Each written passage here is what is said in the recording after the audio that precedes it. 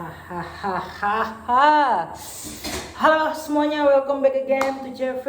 And sorry banget ya, ternyata aku cek tadi malam something wrong with this dan ini bermasalah guys ya. Biasalah, barang udah lama dan barang murah juga, dan jangan khawatir, aku udah pesan dan mungkin tunggu 3 atau 4 hari lagi. Memang kalau ke Shopee itu lumayan agak sedikit lama ya guys ya. Jadi yaudah deh, nggak apa-apa kalau kayak gitu. Nah jadi ya sebelumnya, karena menanggapi market yang terjadi ya, jujur ya, gimana ya, puas gitu. Cuman ya udahlah, kita nggak usah lanjut war lagi karena kita nggak perlu perang atau serang-serangan sebenarnya ya. Karena aku bukan menyerang juga sebenarnya, cuman mau minta pembuktian aja. Yang kemarin klarifikasi mau ke 23.000, mau ke 25.000, sampai beli-beli aku liquid segala macam itu kemana gitu. Nah jadi it's okay, nggak masalah. Tapi yang jelas ya udah deh, kita bahas secara kalem aja, nggak usah banyak basa-basi babi bu ya. Jadi langsung aja kita bakal melihat chartnya nanti. Tapi jujur aja sebenarnya ya, aku jelasin dulu di sini. Ini aku minus, teman-teman bisa lihat sendiri, aku minus hampir 1000% ya. Dan kemudian aku cuan, biarpun 100% udah aku TP, nggak masalah. Jadi kayak gini ya. Kenapa lu bang hold, bang gila yakin banget? Ya udah, memang itu udah jelas-jelas bull trap gitu. Di analisa turun tapi price action tiba-tiba naik, itu jelas bull trap. Logikanya kayak gini, ada kenaikan yang sangat-sangat luar biasa di bearish, udah pasti bull trap. Percayalah. Kemudian begitu juga sebaliknya di bullish ya. Kalau ada penurunan tiba-tiba yang sangat dahsyat, itu udah pasti bear trap ya kan. Orang mau serap murah gitu. Nah, jadi satu yang perlu kalian ketahui di dalam kripto ya. Kripto itu ada yang namanya 4 cycle. Yang pertama adalah cycle accumulation. Itu yang biasanya kita lihat, itu namanya winter kita sebut, karena harga itu nggak bergerak, naik turun sideways. Accumulation. Kemudian yang kedua bull run. Setelah akumulasi terbitlah bull run.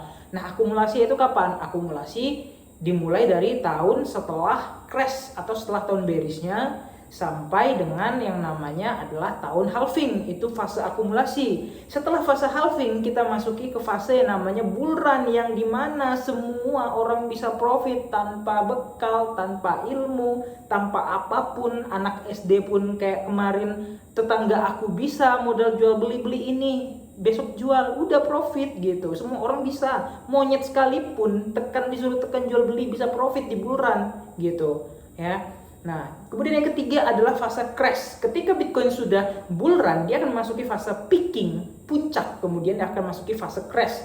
Yang mana di fase ini, itulah yang terjadi. Semua orang denial, tidak percaya, disbelief, fear, food, stress, depresi, segala macam. Inilah di fase crash ini, yang sekarang kita hadapi di 2022 ini. Dan yang terakhir, nah ini ya, ini baru ya, bener banget ya, fase yang kita sebut sebagai fase winter. Nah, yang mana di fase winter ini dia adalah mengumpulkan lagi untuk fase keakumulasinya. Jadi dia bakal ngelanjut. Nah, di winter ini baru kelihatan bottomnya di mana gitu. Tidak ada Bitcoin habis terjun langsung rally, itu nggak ada. Ya, dia bakal sideways sepersekian lama baru dia naik lagi.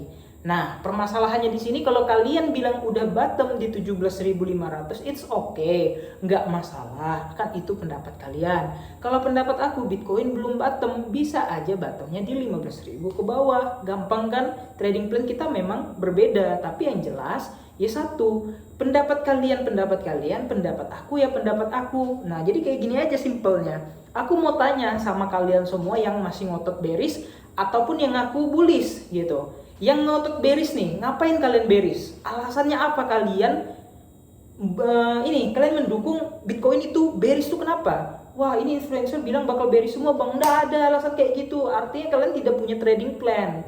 Orang yang baik itu punya trading plan ya. Trading plan di market bukan baik dalam artian dia berbaik pada sama, bukan. Tradingnya yang baik maksudnya ya. Dia punya trading plan di market, jadi dia tahu dia bakal entry di sekian, bakal take profit di sekian, bakal DCA atau bakal akumulasi di harga sekian. Itu dia tahu, itu namanya trading plan. Kalau kalian cuman ikut-ikutan, kalian nggak tahu apa yang terjadi, ya kenapa ya alasannya Bitcoin bisa ke 13.000, bisa ke 15.000, bisa turun ya? kalian nggak tahu apa-apa gitu, kalian nggak dapat ilmunya. Padahal di bear market ini adalah fase building yang mana semua orang itu belajar dari kesalahan. Oh iya, lupa, bajunya keren bang. Iya, keren banget ya, ini dipersembahkan lagi dari Binance Future. Jadi yang mau bajunya langsung chat di Telegram di bawah ya. Nah, jadi setelah yang dinamakan fase apa namanya tadi, fase ini, fase bearish ini ya, kenapa alasannya Bitcoin bisa turun kayak gitu ya? Apakah cuma ikut-ikutan? Apakah nggak ngerti kenapa Bitcoin turun? Dan kenapa bisa ke 13.000 padahal jauh banget dari ATH yang di 69.000 hampir 70.000, itu kenapa gitu. Nah, yang bullish juga jangan asal komen aja, hahaha liquid, mampus rasain, makanya jangan bearish, jangan halu segala macam. Kalian bisa lihat ini harganya udah dikembalikan ke harga dasar. Nah, setelah dikembalikan ke harga dasar sebelum dia ngepam kemarin di 19.300-an itu udah dibalikan lagi dalam waktu seminggu lebih. Dan aku sangkut tadi, aku yakin banget ini bull trap, buktinya kembali kok. Iya kan? Udah jelas banget. Makanya kalian harus paham yang namanya fase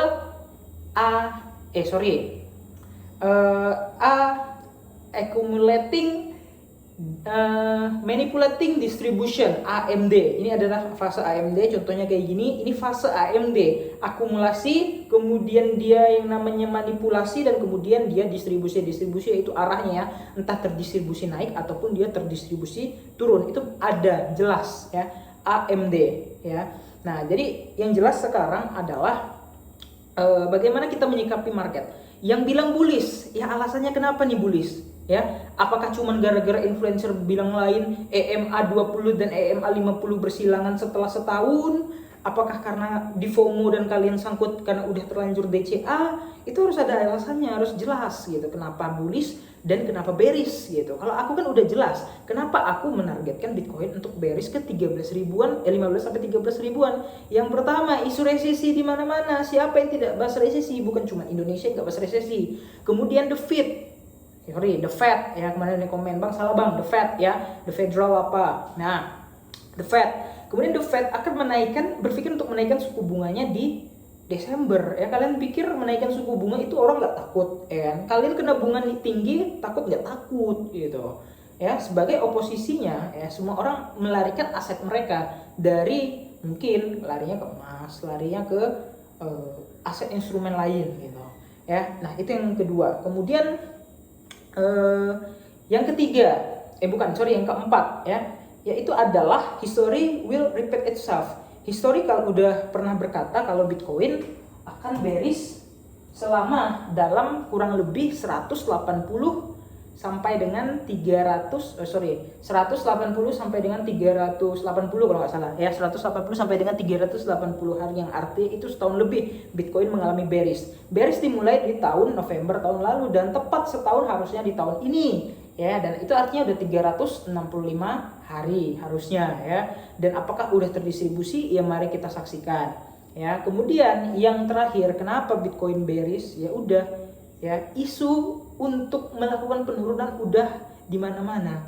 Kenapa baru sekarang gitu isu FTX dan Alameda? Kenapa nggak dari kemarin diaudit ketahuan gitu kan? Dan udah jelas ini tuh adalah isu penggoreng. Dan kenapa perangnya itu perang jual-jualan? Iya, karena biar menurunkan harga di market, dan itu tuh udah jelas, udah tersniper. Ya, dramanya udah disetting, kira-kira bakal kejadian drama A, drama B, dan harga kita setting biar seolah-olah market korelatif dengan kejadian. Ya enggak? Iya.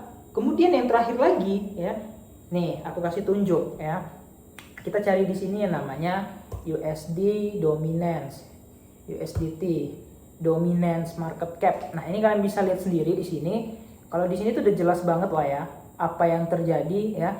Udah aku prediksikan kemarin memantul di sini di EMA 200. Ini videonya tadi malam. Kalian nonton aja video yang tadi malam. Itu aku udah buat di sini waktunya ya. Dan aku masih berspekulatif kalau dia masih bisa naik ke sini. Ya. Nah, dia bisa naik ke range 8,72% dominance USD, yang artinya USD menguat, pairing USD melemah. Contohnya euro, apalagi pairing USD, Bitcoin, ya. Udah jelas alasan kenapa bearish. Nah, jadi bagi kalian yang nanya alasan bearish kalian kenapa dan alasan bullish kalian kenapa, silahkan komentar di kolom komentar. Karena udah jelas apapun alasannya, oke? Kira-kira gitu aja video pada kesempatan kali ini. Jangan lupa untuk like dan subscribe dan see you next video.